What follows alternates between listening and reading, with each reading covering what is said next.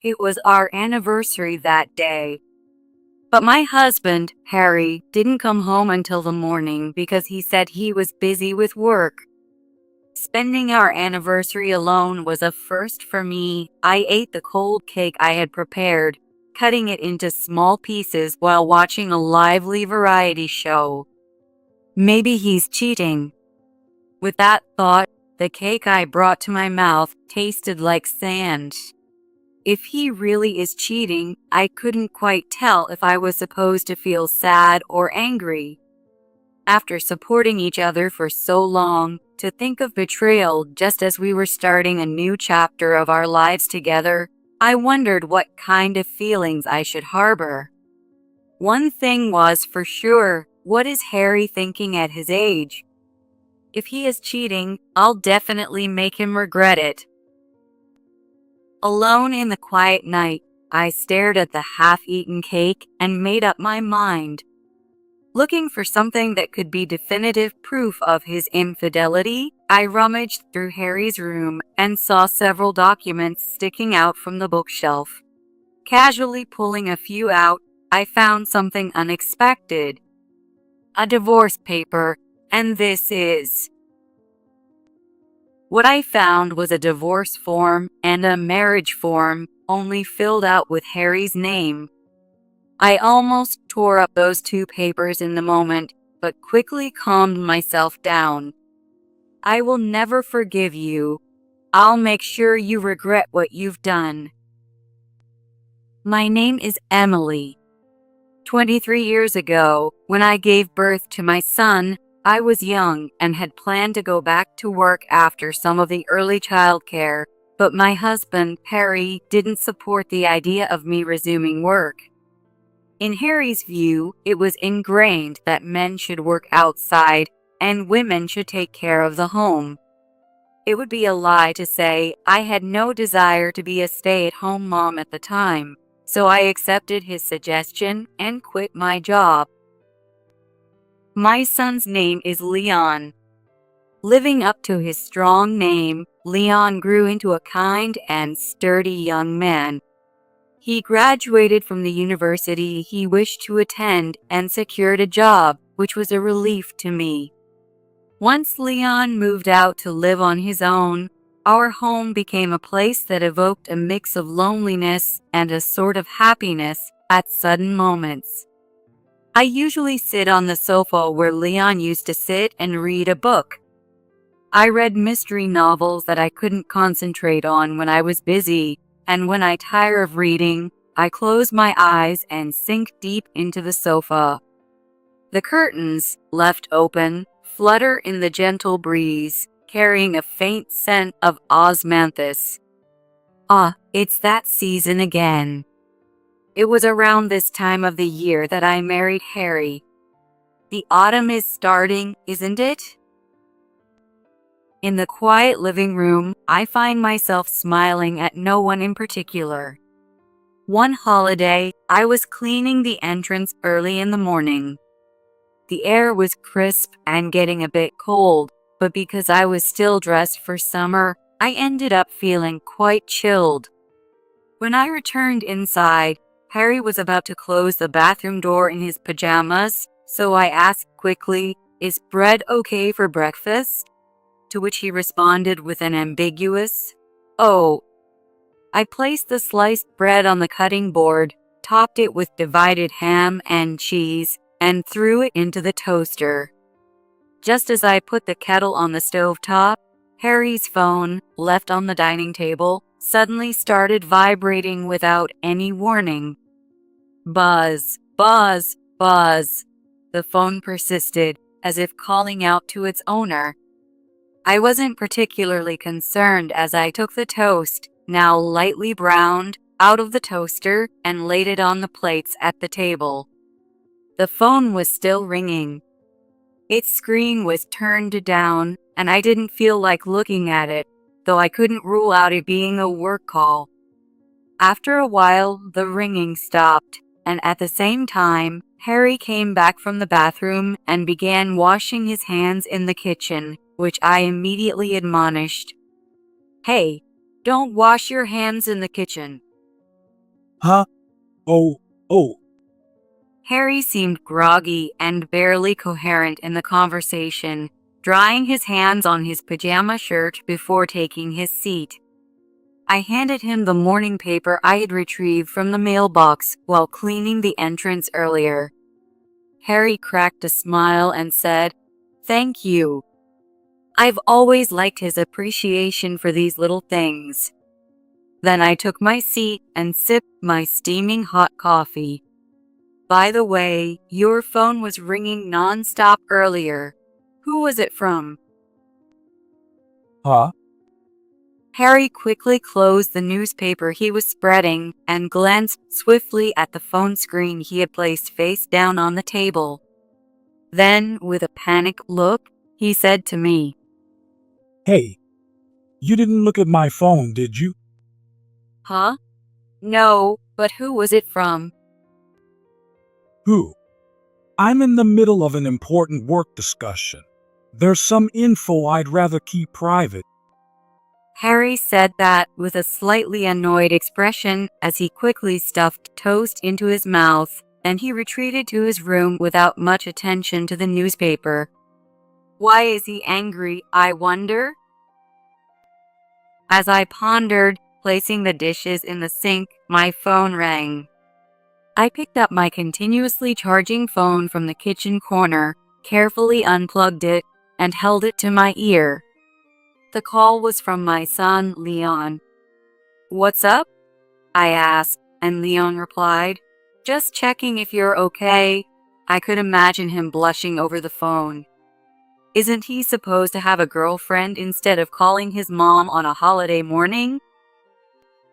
I was about to ask, but then I thought about Harry's earlier behavior and decided to tell Leon about it as it happened. That's probably Dad cheating on me. Leon joked, and I couldn't help but laugh. Afterward, we talked about how Leon was struggling with cooking for himself since living alone, and I promised to email him my personal recipes later. After a bit of thought, I started typing the recipe for minestrone on my smartphone, a favorite of both Harry and Leon. Use fresh tomatoes, not canned. The soup, which uses some consommé but primarily relies on the flavor of vegetables, was first praised by Harry as delicious when I made it at the beginning of our marriage. While I was frantically typing on my unfamiliar smartphone, Harry silently left the house. I heard the front door close. The sound of the car engine revving up and driving away gave me an odd sense of unease. Through a gap in the curtains, I just stared at the taillights of Harry's car as he drove off. It was another day. That day was our anniversary. But Harry didn't come home until morning, saying he was busy with work. It was my first experience spending our anniversary alone, eating the cold cake I had prepared while watching a lively variety show. Maybe he's cheating?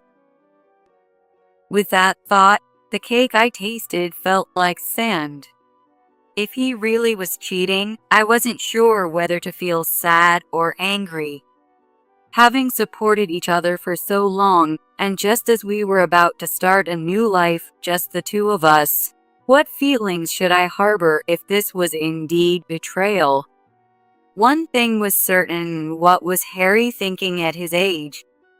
If he is cheating, I'll definitely make him suffer. In the quiet night, alone, I stared at the half-eaten cake and made my decision. That was the day my plan began. When Harry took a shower, I immediately checked his WhatsApp on his smartphone. The screen was locked, but after seeing how Harry unlocked his pattern lock a few times, I deciphered it was a very simple spiral pattern within a few days. Unaware, Harry carelessly left his poorly secured smartphone around the house, giving me the chance to sneak peeks over several days. I searched for any incriminating evidence of infidelity. I proceeded carefully so as not to alert Harry, and finding suspicious conversation content, I struggled not to show the tightening in my chest and the quiet anger rising within. I maintained a poker face as I served dinner as usual. Tonight's dish was minestrone, a favorite of both Harry and me. Usually, I use fresh tomatoes, but tonight I used canned tomatoes that were on sale from abroad, and I added more consommé than usual. This tastes better than usual, this minestrone. Really? I'm glad. I smiled. Several years ago, when Harry was warned by the doctor during a health check to cut down on his salt intake, I took it seriously and subtly reduced the salt in our meals. However, today, I loaded the food with as much artificial seasoning and salt as possible, drawing out only the flavors. Throughout the meal, Harry kept checking his phone. While I sipped the soup, I stared coldly at him, but he didn't seem to notice. "You seem very busy lately. I'm worried about your health." Well, there's work, but there's also socializing with colleagues. I've been going out for drinks more often with clients lately. I see. Honestly, there are days I don't really want to go, but it's unavoidable. It's part of networking. I guess I felt a bit more relaxed since Leon started living on his own. A bit more relaxed. I mulled over this in my mind. Is it normal to feel relaxed and start cheating once your child is independent? I held back from retorting and said something I didn't mean. That's tough. After dinner, while pretending to be engrossed in a not-so-interesting variety show, I continued the routine of sneakily checking Harry's phone as soon as he went to take a shower. By gradually checking his phone interactions, I discovered he was involved with 2 women. While Harry was at work, I decided to record details about these 2 women in a notebook. I could hear the chirping of birds in the distance.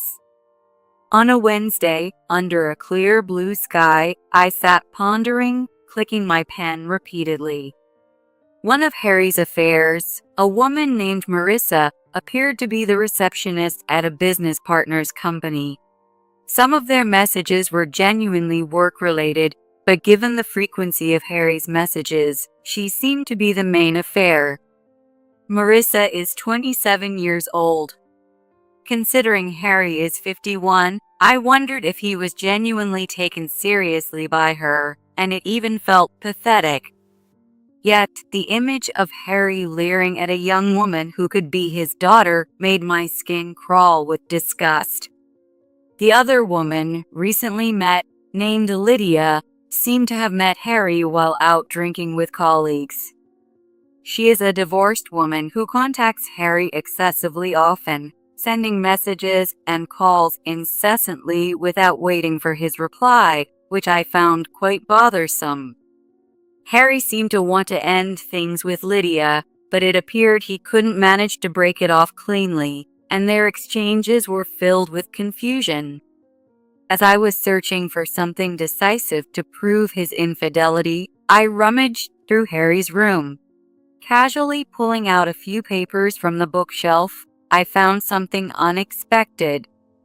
A divorce form, and this is.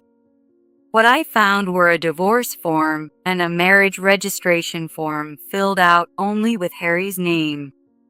I nearly tore those 2 papers up in a moment, but quickly calmed myself. Perhaps Harry wants to marry the young woman, Marissa. However, the situation with Lydia, who is divorced, seems complicated, and Harry himself must be pondering what to do. His selfishness, affecting both me and his lovers, absolutely infuriated me. I will never forgive you. I'll make sure you regret what you've done. The next Sunday, I sat in a cafe near the station, sipping black iced coffee, squinting as if to confirm the pounding of my heart. As the automatic door of the cafe opened, A strong scent of perfume spread inside, and a woman in a purple dress with long blonde hair stood before me, greeted slightly, then took her seat. Nice to meet you, I'm Lydia. Thank you for coming. I was a bit surprised, but it's okay. Yes. Lydia glanced at the menu briefly before flagging down a passing waiter to order an iced coffee. She seemed a bit uneasy, wiping her hands on her lap and rubbing them several times. Despite Lydia's flashy appearance, she seemed rather timid and unsettled, I thought. Did you know Harry is married? Yes, that's right. He said things aren't going well with his wife, and maybe. Was I being deceived all along? Lydia, I'm considering divorcing Harry. Oh. I continued gently, careful not to arouse any suspicion in Lydia. My marriage to Harry was nearly at a breaking point, and the divorce could be filed at the office any moment now. I pulled out the divorce form with Harry's name filled in from my bag and laid it in front of Lydia. Lydia's eyes widened as she stared at it, then she fixed her gaze on me. I have no lingering feelings for Harry, but I can't forgive the fact that he cheated. Don't you think so too, as a woman? That makes sense, yes. So, I want proof that you are serious about Harry. After I file this divorce form, I want you to file a marriage registration form with Harry. Lydia looked shocked and was speechless for a moment. See, these are Harry's actual handwriting, aren't they? He must have been serious about marrying you. That's why he prepared this. Lydia covered her mouth with both hands, then exclaimed loudly, I'm going to be happy, and I forced a smile, though it felt grotesque. Harry really got himself tangled up with a strange woman. Lydia happily hugged the marriage form and said, I'll have a relative witness the form before I submit it, and then she left. Just before she left, Lydia asked me seriously if Leon and I could witness the marriage form, which wiped the fake smile off my face, but I politely declined, and she twisted her lips into a smile, saying, Surely not? After submitting the divorce form, I called Leon. I told him about Harry's affair, the divorce form submission, and how I had nearly forced Lydia to file a marriage registration form with Harry. Leon's loud laughter came through the phone. Hearing that laughter, any remnants of guilt in my heart seemed to dissolve. Mom, you really do some crazy things. But I think it's good. I won't see Dad anymore. I didn't think he was that kind of person. Thank you.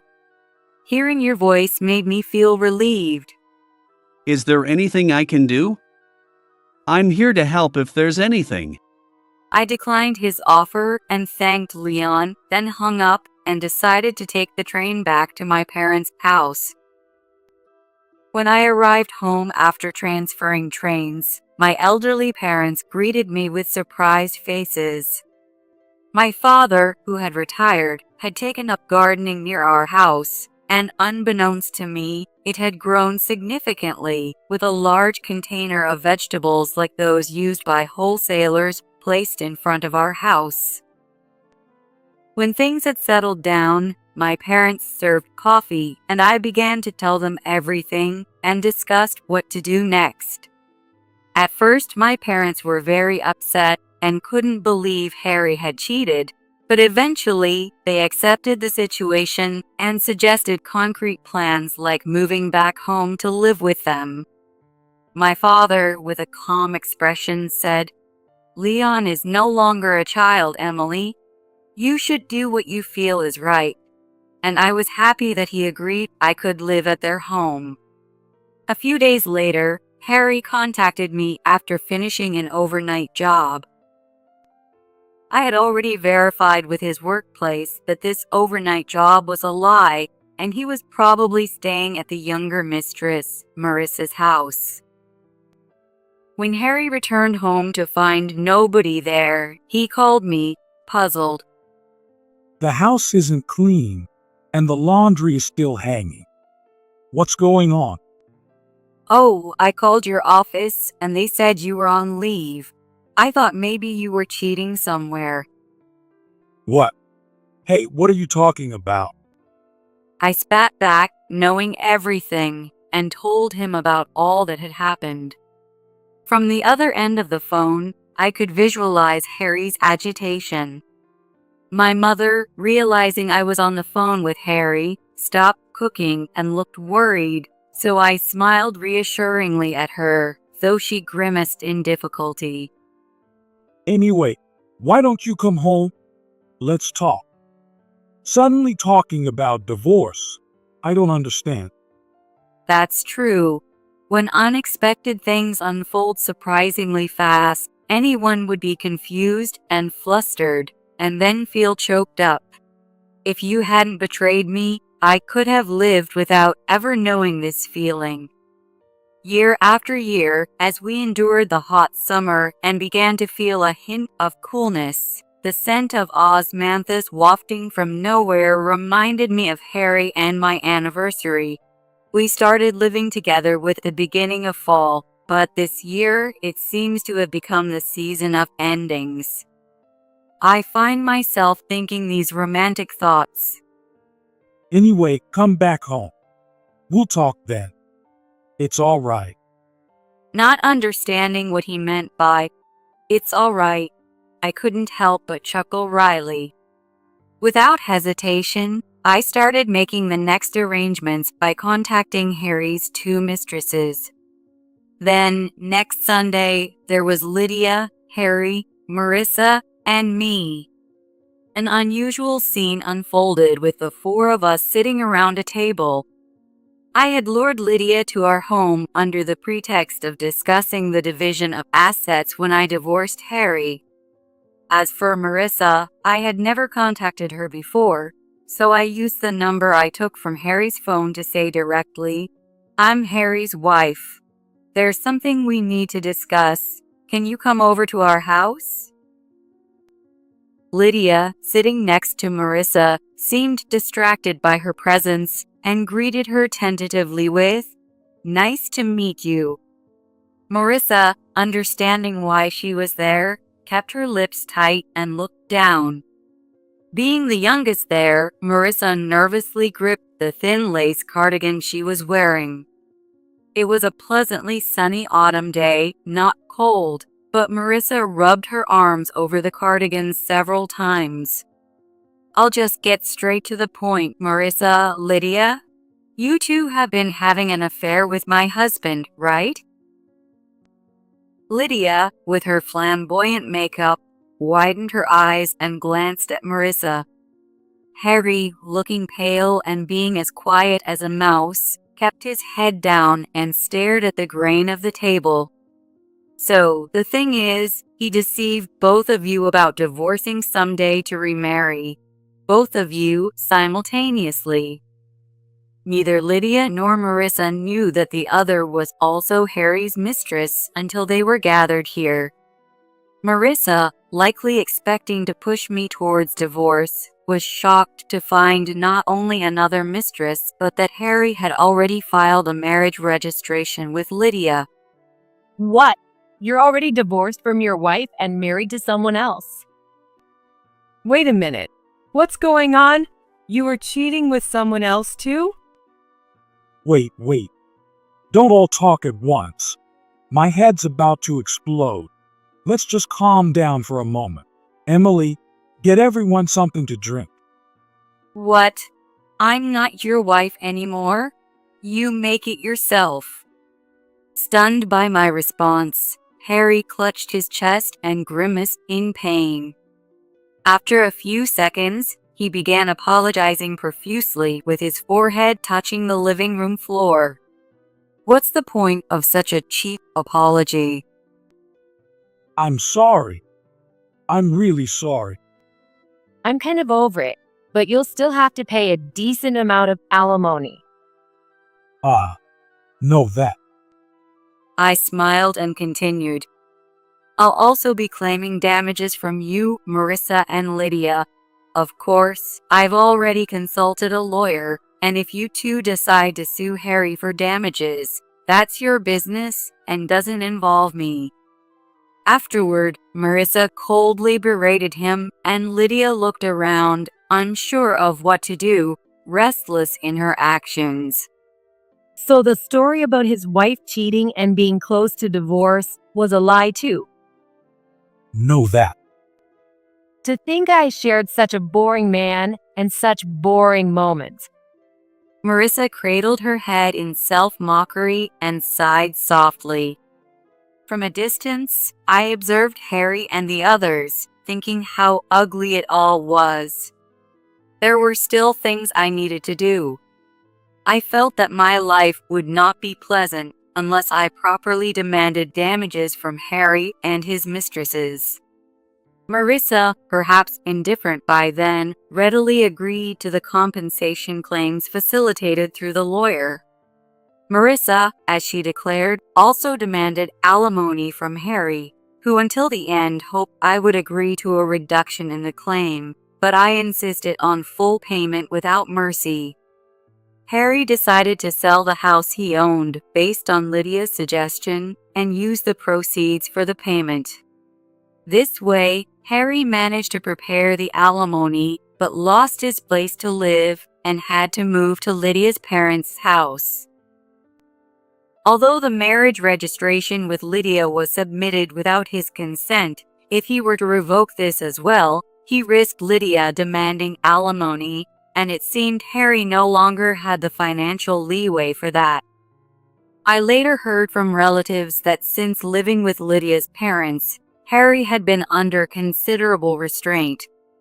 Since their remarried life began from an affair, Lydia worried Harry might cheat again and would call his workplace daily to confirm he went to work and insisted he come straight home after work.